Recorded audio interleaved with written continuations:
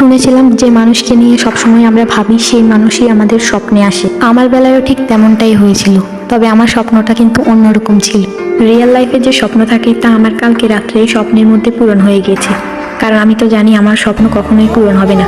আমি একজন ব্লিং, তো আমার স্বপ্ন হলো আমার আইডলদের এক নজর দেখা। বলছিলাম কালকে রাত্রে আমার দেখা সব থেকে সুন্দর স্বপ্ন ছিল এটা, তাই ভাবছিলাম তোমাদের সাথে এই স্বপ্নটা শেয়ার করি।